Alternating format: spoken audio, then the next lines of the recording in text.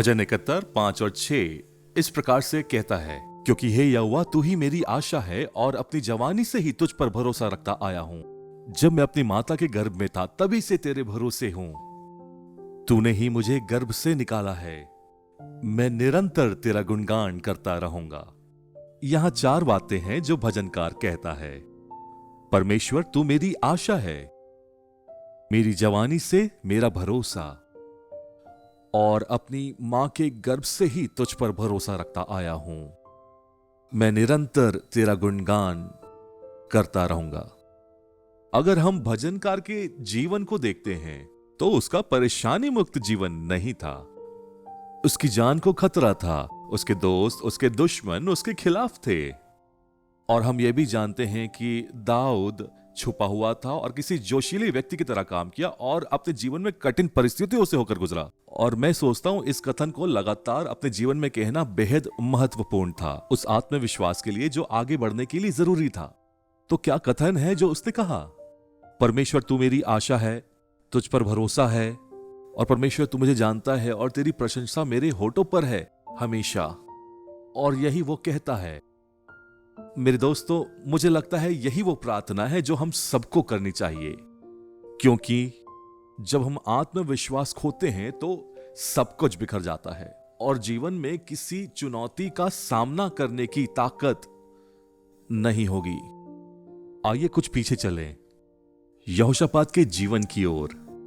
जब यहोशापात के शत्रु उसका पीछा कर रहे थे, उसने पीछे देखा और भय से भर गया और वो परमेश्वर की दुहाई देने लगा और उसने कहा, प्रभु हम शक्तिहीन हैं, बेबस हैं, लेकिन हमारी आंखें तुझ पर लगी हुई है। लेकिन उसे इस स्तर पर आने के लिए उसने 3 सवाल पूछे। पहला, क्या तू स्वर्ग का परमेश्वर नहीं? अब ये संदेह के प्रश्न नहीं है। वो पुष्टि करता है कि तू ही स्वर्ग का परमेश्वर है। क्या तूने लोगों को बचाया नहीं? और फिर वो कहता है, क्या तुम न्याय नहीं करोगे? और ये सारे सवाल ऐसे प्रश्न हैं जो पुष्टि करते हैं कि परमेश्वर पर उसका भरोसा अटल है। अब ये बहुत महत्वपूर्ण है। अब अगर मुझे और आपको आत्मविश्वास चाहिए तो हमें अपने कौशल पर, अपनी उपलब्धि पर या किसी डिग्री पर और पिछली बातें और पिछली जीत पर भी निर्भर नहीं रहना चाहिए, क्योंकि ये सारी बातें फीकी पड़ जाएगी। क्योंकि जब हम चुनौतियों का सामना करते हैं अपने जीवन में, हमें आत्मविश्वास चाहिए और उसकी ओर देखना है और उससे ही सामर्थ्य प्राप्त करना है। मैं ये कैसे करूं?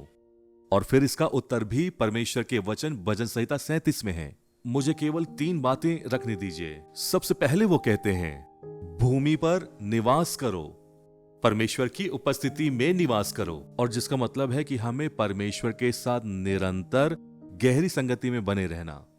और दूसरा वो कहता है, अपने आप को प्रसन्न रखो परमेश्वर में, उसके लिए कार्य कर नहीं, प्रभु में सदा आनंदित रहो। उस रिश्ते के जश्न को मनाए, उस रिश्ते के आनंद को मनाए।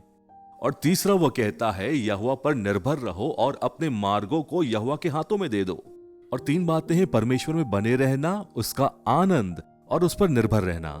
और ये 3 बातें हमारे लिए काफी है कि यहोवा से उस बल को पाने के लिए उस आत्मविश्वास को पाएं, आगे बढ़ें, चाहे गोलियात हो या दोस्त हो या दुश्मन हो या फिर चाहे कोई जाल ही क्यों ना बिछा हो।